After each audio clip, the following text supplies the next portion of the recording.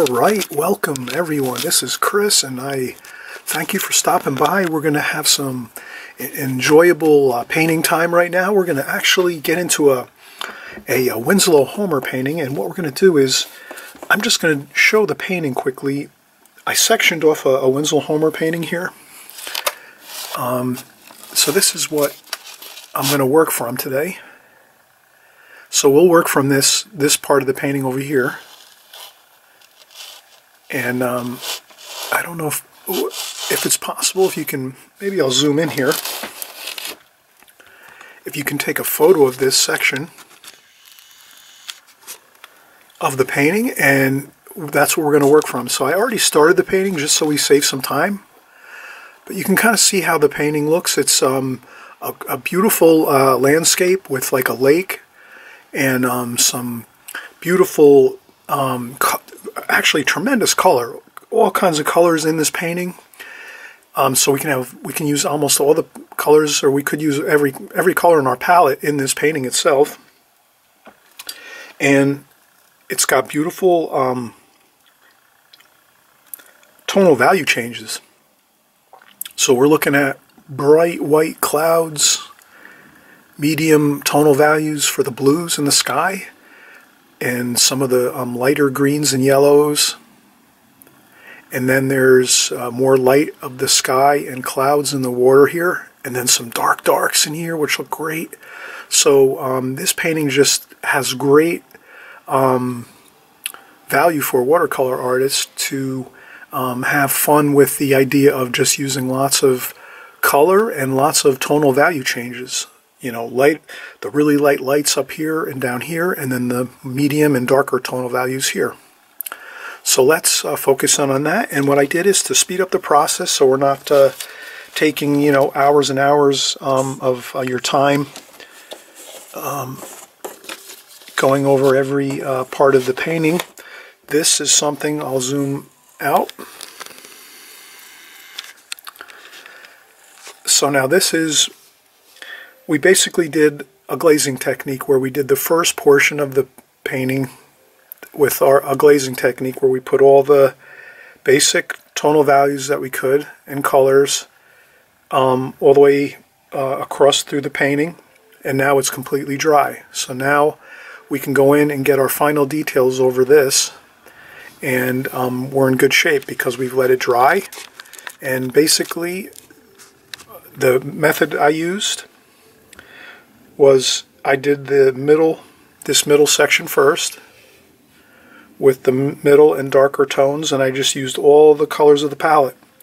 I used my greens and blues here, gold and brown, the yellows and the browns here, and the siennas.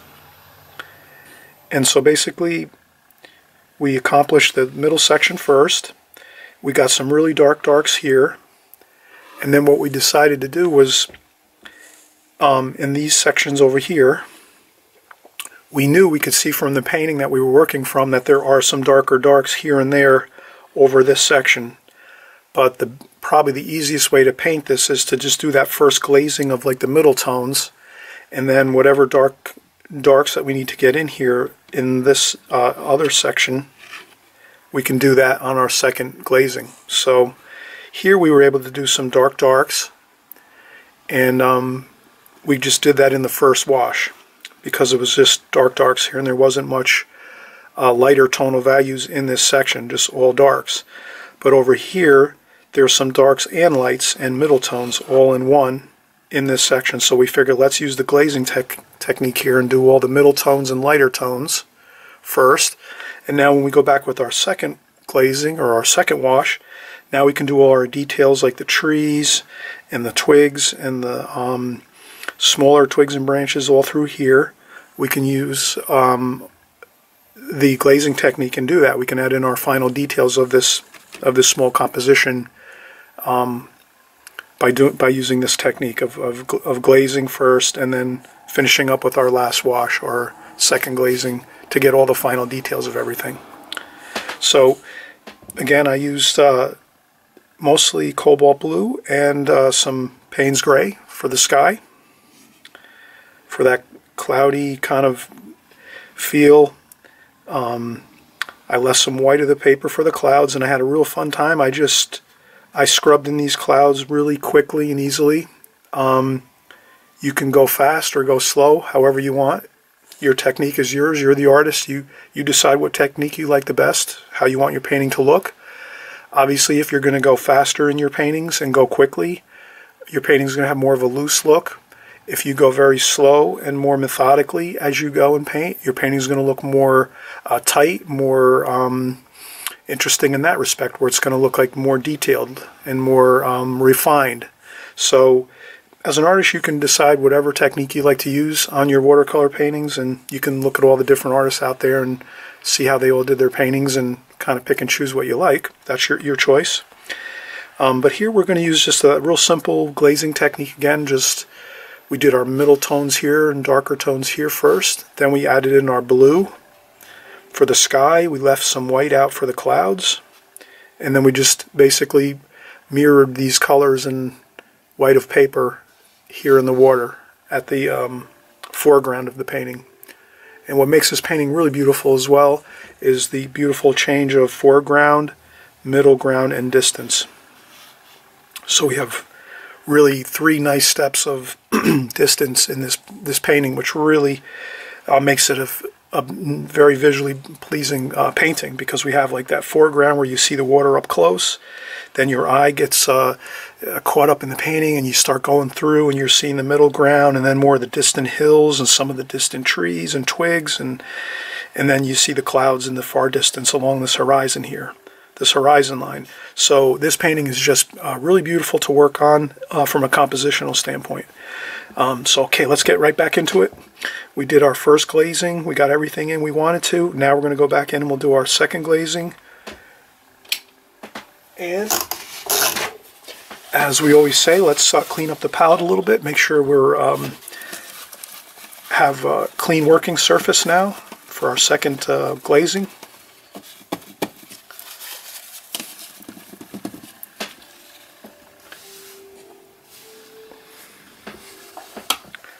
And some fresh clean water in the water bucket. And we'll go in and we'll do some darker darks here. So for darks, we know we're going to go with the French ultramarine blue, burnt umber, and we can mix in anything we really want into that if we care to. Payne's gray. And let's get in some more of these darks here. And you can do a little finger painting if you want here and there. That looks good sometimes, just to do a little, gives it added variety. And some darker darks are over here.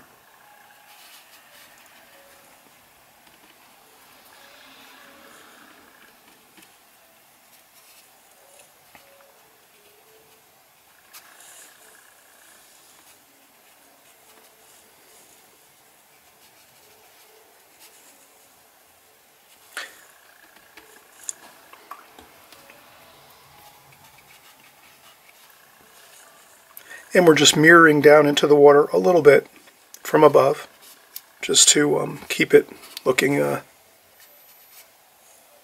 realistic.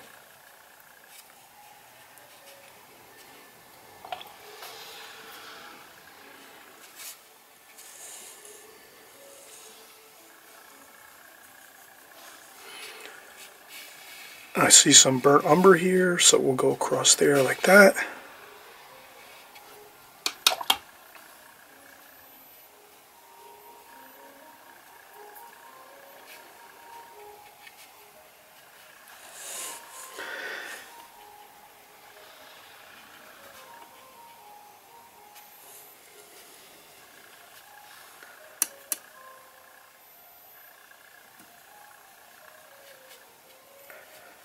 Sometimes that, with the brush, like flicking upwards, that really gives you a nice feel of like bushes and twigs and things. And we can, maybe in a little while, we'll even use a really fine, super fine brush to do some trees in here in the background, in the distance. But for right now, this works great too. We're going over our first glazing with some darker darks, which we see in our reference photograph we showed in the beginning. And we're just following our photograph.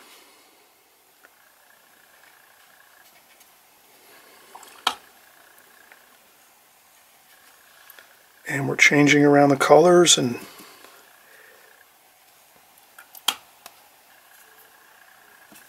so we're using earth colors, burnt umber, burnt sienna, yellow ochre. We're using all the colors of our palette pretty much here. And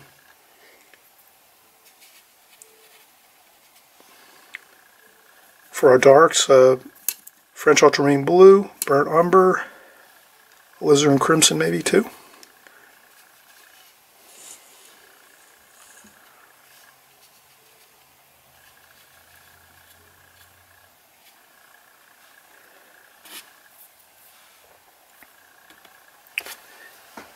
And if you go too dark in a section and you want to lighten it up, a little tissue and you just blot out some paint.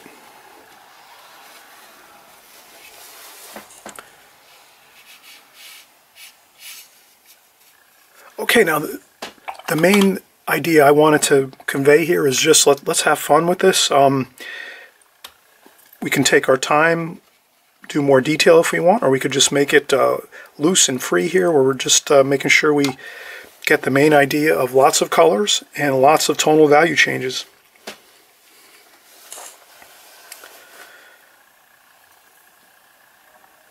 Sap green,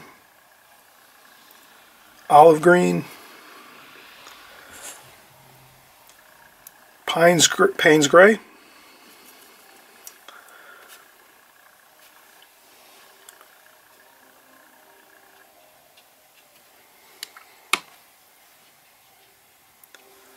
another really cool technique is if you leave the edges more,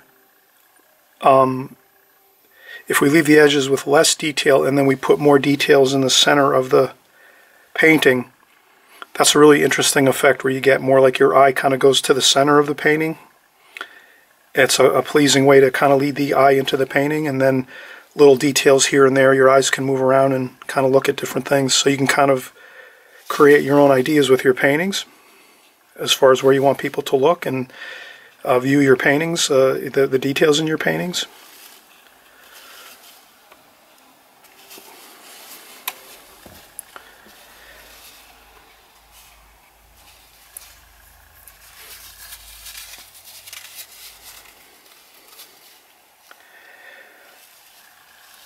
Okay.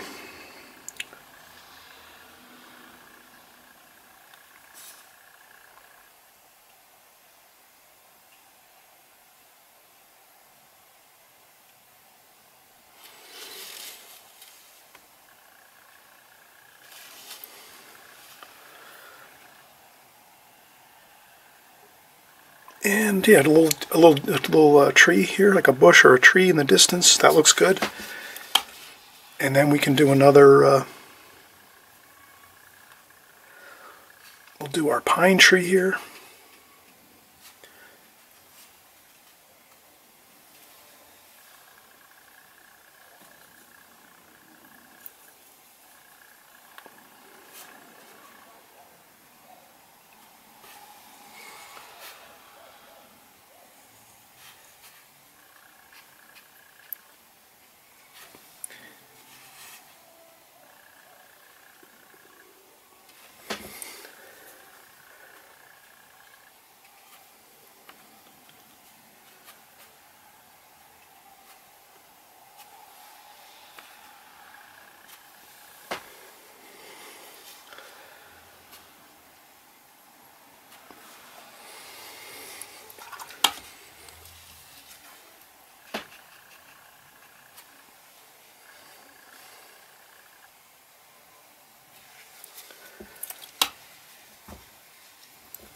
And we'll do some final details. We'll use a needlepoint brush,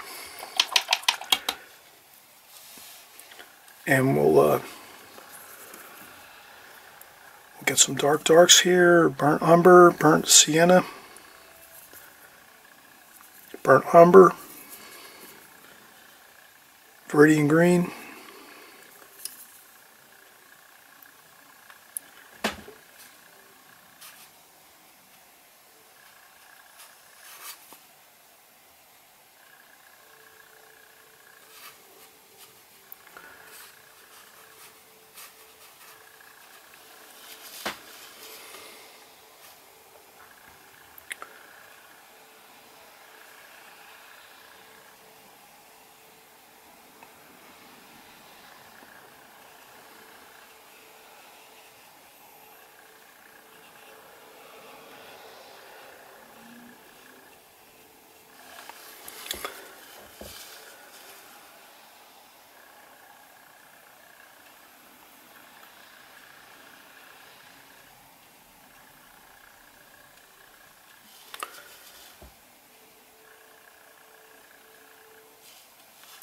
Perfect, enough details we have. And maybe just a few more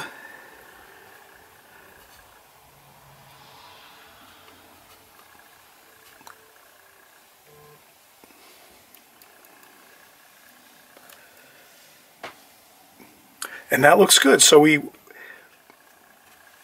got our pine tree here, our twigs, our trees, distant trees here with maybe just some fine lines with our needlepoint brush.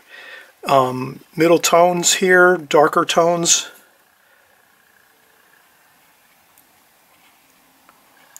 Could add in some more darker tonal values here. Little finger painting method, just tapping the paint a little bit. Works great with landscapes with brush and twigs and grasses and things. Splashing works great with